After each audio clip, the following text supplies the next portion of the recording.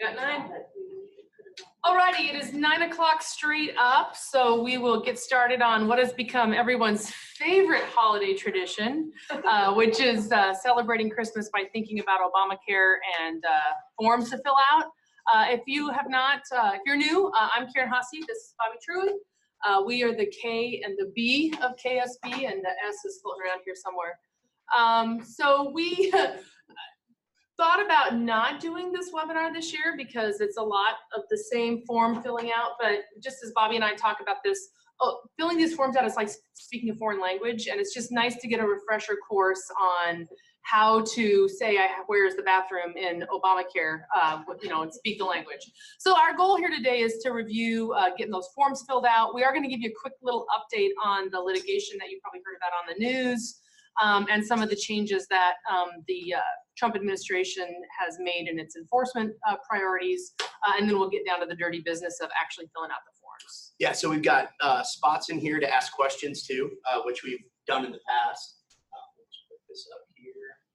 Okay. So if you have questions, obviously if you're in the room, we'll answer those, but anybody that's participating over the Zoom, you can text either me or Karen. You can use the Zoom chat feature. We probably won't check that as often, but if you want to drop a question in there, we sure can. So it's on the bottom of the screen if you're watching on your desktop, and I put up a chat there so you can see what it looks like. It's not funny. So if you are participating via your desktop on Zoom, I wanted to give you a couple tips on how I like best to watch these things on Zoom, because I get frustrated when it's like this giant Hollywood squares and then there's a teeny tiny little, I can't keep up.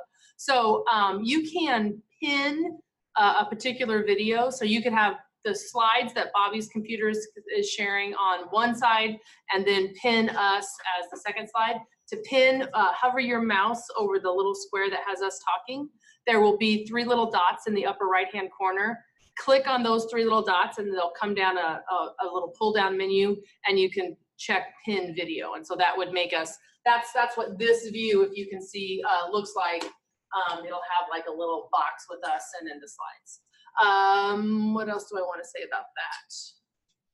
I think afterwards we're going to send out a link with all this stuff again and with the recording. So if you're wondering about tracking the different links and where everything is, don't worry about that. And you can go back and look at the recording if there's a certain part of it that you missed or want to watch again. So and the way we do the recordings, it will not surprise any of you to know that I'm not a very patient person. So like recordings, like 30 minutes, that's just way too long for me. So this is a 3-hour webinar, but it'll be broken up into chunks of like by topic. So when you're trying to remember, what is that stuff on ALE, there will be a section ALE so that it will not be the entire enormous thing in one long, we'll post one long one, but then I'll also have it chopped up into the relevant sections. So, and we're really interested in making this good. So I'm really interested in your feedback about how that works for you on the back end. And I said to Bobby this morning, these are bookkeepers, these people are gunners, so they actually will watch the videos and look at the materials. And I really want to know what you find useful and what you find not useful so we can continue to improve on this. Is that it? Last thing, if you are participating via Zoom, I want you to know that we moved your Christmas tree. This is why we don't have nice things. We moved the tree just so you could see it. So Merry Christmas. And I came in to drag it this morning, and Bobby and Sherry said, oh no, we knew you were going to make us move it, so they had already moved it for me. So thank you, Sherry and Bobby. So. If you have technical difficulties out there, she's going to hate me for saying this, give Sherry a call though at our office number 402-804-8000. But she can probably help you figure out what it is and go from there. Yep, I think that's Sherry's it. here and our tech guy's here, so who also happens to be my husband. So funny how he's like always Johnny on the spot when we need him. So I think hopefully we got all the bugs worked out. All right. Okay. So.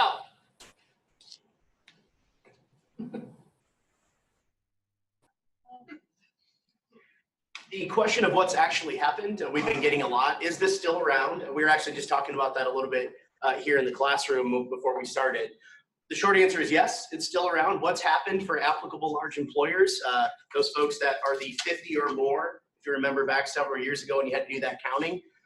The short answer is not much. All the reporting is still in place. All the penalties for not providing affordable insurance are still in place. But the first significant thing we're going to talk about is the elimination of the individual mandate. So starting January 1st, 2019, that's going away.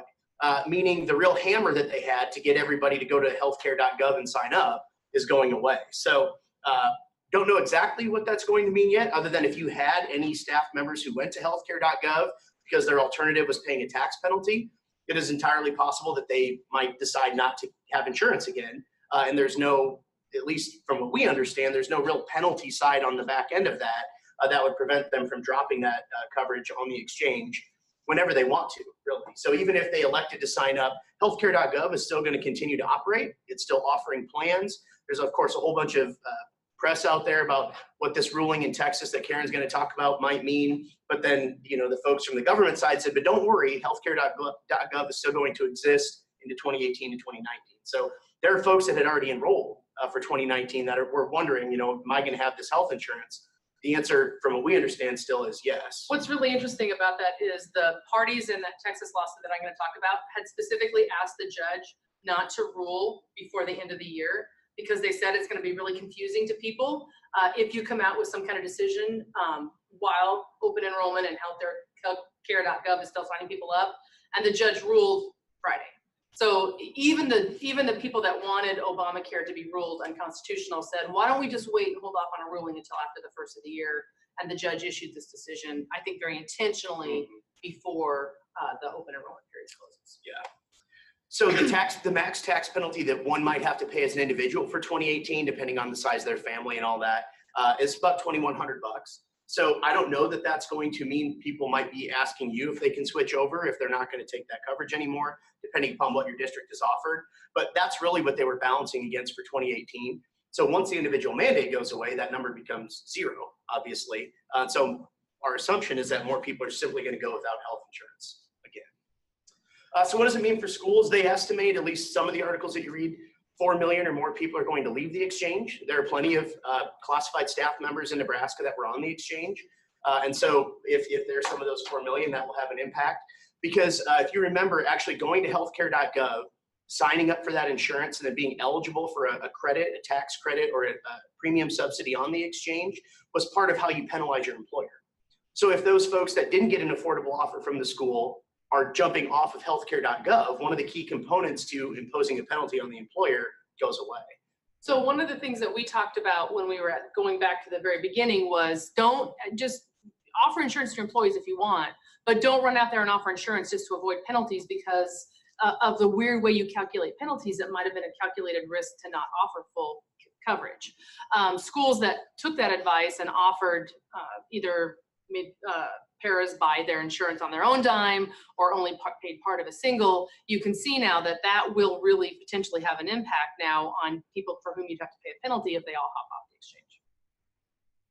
So the only other thing that we thought about is obviously as people leave the marketplace, some of those staff members that remained on there, once the healthy people, so to speak, leave the marketplace, we're assuming the underwriting is going to jack those premiums up. So I don't know exactly what that'll look like, but it's possible that even somebody who was going to stay on might jump off, not because they don't want insurance, but because those premiums could go up as a result. Let me just tell you a quick story to kind of illustrate the volatility of the health insurance premium market right now. Law firms, a lot of law firms don't offer health insurance to their employees. We do. But so the Bar Association, just like EHA, the Bar Association said, we'll do like a consortium. And so they went out and talked to Blue Cross Blue Shield, and Blue Cross Blue Shield said, yep, we'll do it. And so they rolled out like, here's how much you'll pay for health insurance if you go through the Bar Association Consortium for 2019. And we looked and compared with our current carrier, and they're pretty close. And so we had basically decided to go with the Bar. The day before like the sign up was due, Blue Cross Blue Shield told the Bar Association, never mind, we don't want to do it.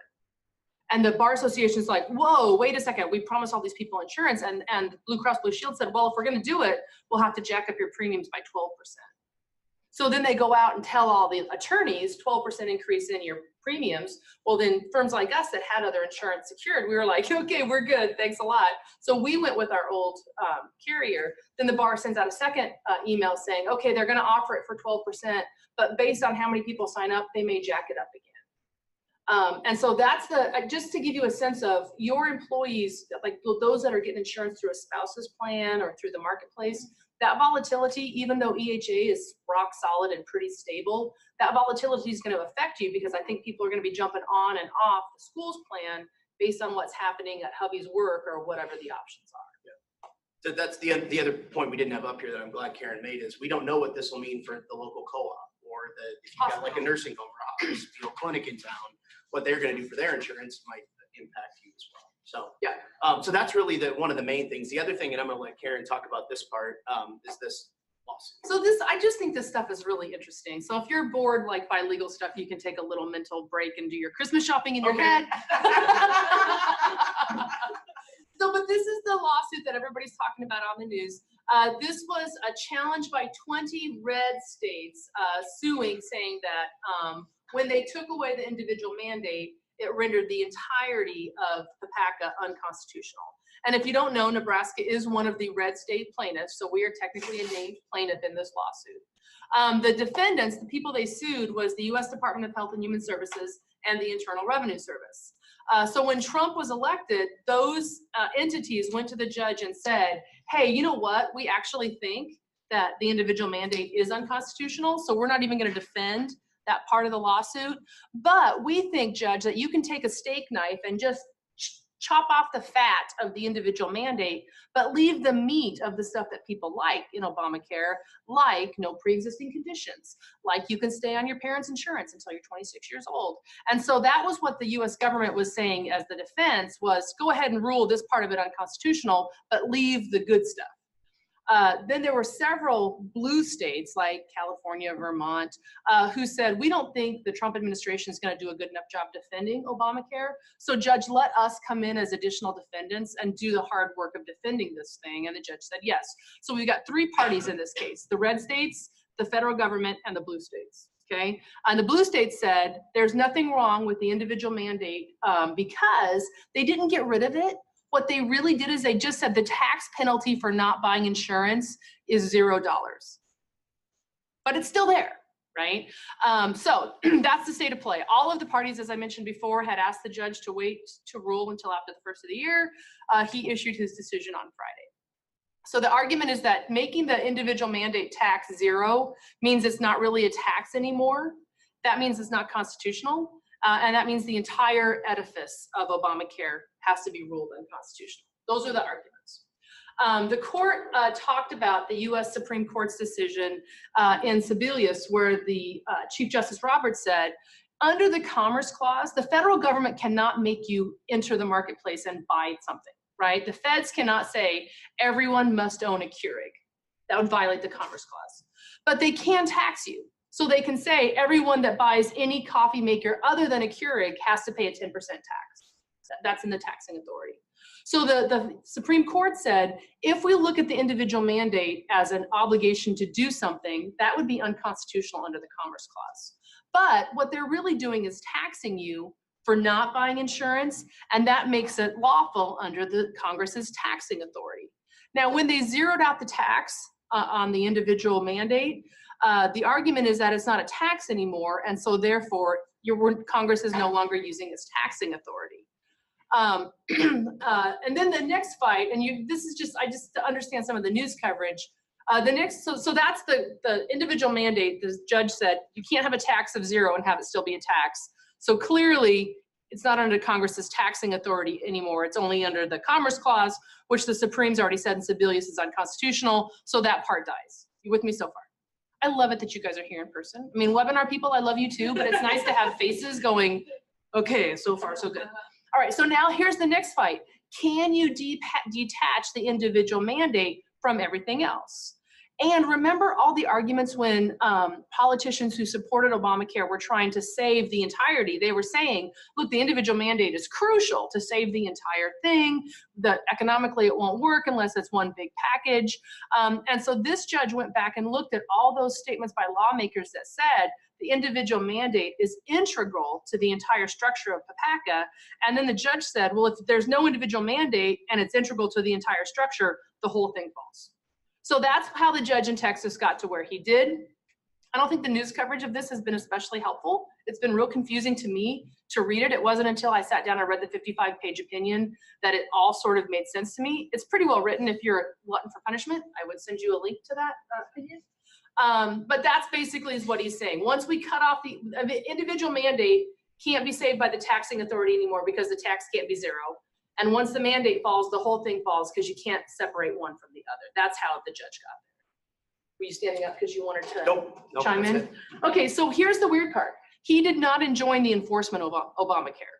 So even if you think this judge got it 100% right, nothing he did does anything to get you off the hook over Christmas break from filling out these forms.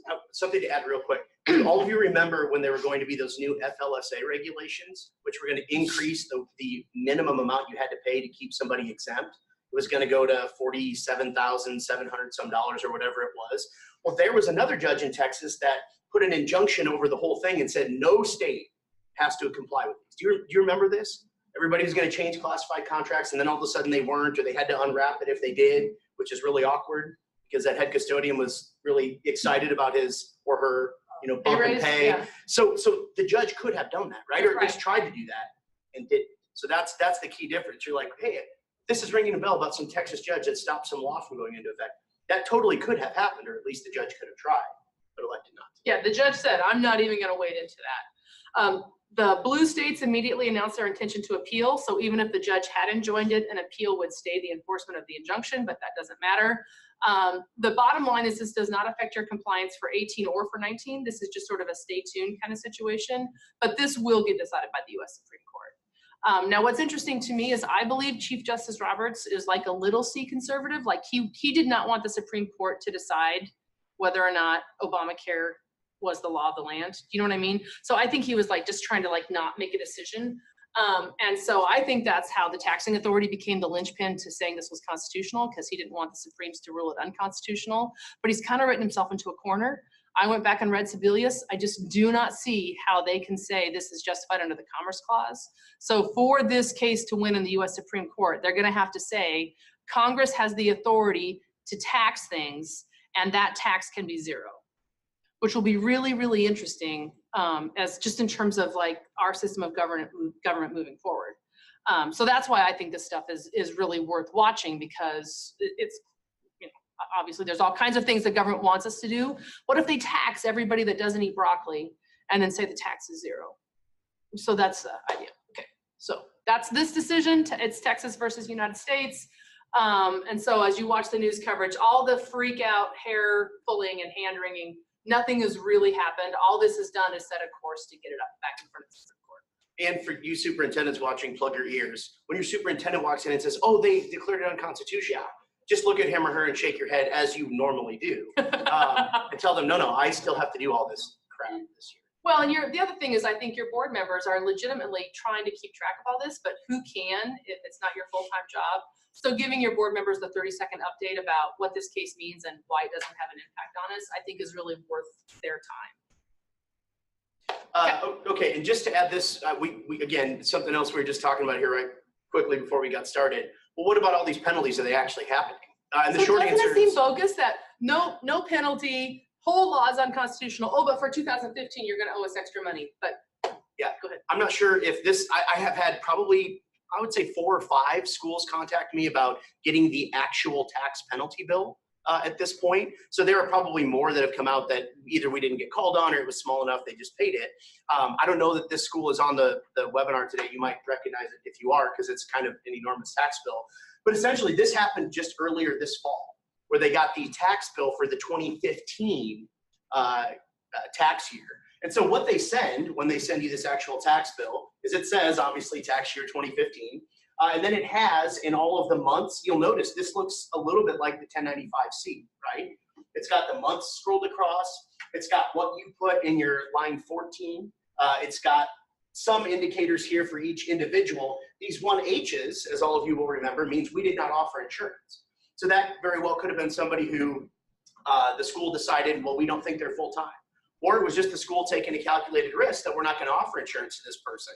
And so the government does, we talked about the 5,000 people, the little minions they hired to match all this stuff up. At some point, somebody in the IRS put together this school's 1095-Cs with the individual reporting done by those folks that submitted their personal taxes and came up with a tax penalty for this school of about $25,500.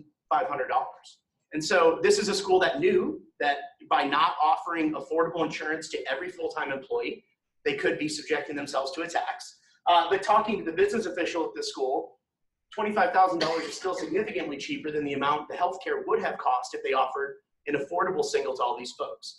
That's a value neutral assessment on our part. We had some sense that this was going to happen. We told schools, you have a choice, right? You offer affordable insurance and avoid the pejorative tax penalty concept if you want to. It's an employee benefit decision. Or you don't, and you could risk getting a tax bill. Well, for 2 or 3 years, everybody was like, oh, they're not even doing anything. They're not going to send those tax bills until they are. So if you were one of those schools that decided we're not going to offer affordable insurance, which is, again, a perfectly legal and legitimate thing to do, you could still be getting this tax bill. The interesting thing about this case is this school did not get all of the procedural requirements that they were supposed to. So if you remember talking back to, I'm going to say something which might make you all go, oh my goodness. The 1411 certification, if that rings any bells for you, that was the section of Obamacare which said before they can penalize you, they have to send you a notice that tells you these 5 employees may subject you to penalty for this tax year. What do you have to say for yourself? And there was a process to appeal that. You could tell them, no, the information is wrong, or no, they reported things incorrectly. They did not do that for this school. They just sent the tax bill. And so I don't know exactly how this came out. We talked about the options. You could tell the IRS we're not paying it because you didn't do what you told us you were supposed to do, or you could pay it because you know that eventually you're going to have to pay it anyway if this is accurate. So they went through and they said, oh yeah, they got it right. Magically, the little minion at the IRS got right the amount of taxes we thought we might owe, but they didn't follow all the procedural steps. So this whole thing is just a mess, obviously, as we talked about, and the fact that we're 3.5 years in arrears, making these assessments means for the next 3 years, even if this thing does go away, in theory, you could still get tax bills. You don't think the feds are going to give up the chance to grab 25 grand? Right. I mean, you know. One thing I do want to mention, like this school, the Board of Education would have made the decision about what they were going to offer in 2014. So 4 years later, now we get the bill for a decision that the board made in 2014. Again, that doesn't mean the board did anything wrong, but in the meantime, first of all, you forget this stuff as fast as you can, right? So year after year, your board members may not even be remembering what the decision they made was and why they made it. And number 2, of course, you can have turnover on the board. And so again, this is why I think it's important. This is a board level decision, whether or not they're going to offer insurance, and if so, under what conditions. But reminding them that they made that decision and here were the factors that went into it. When they get a bill like this, then they're not surprised and freaked out.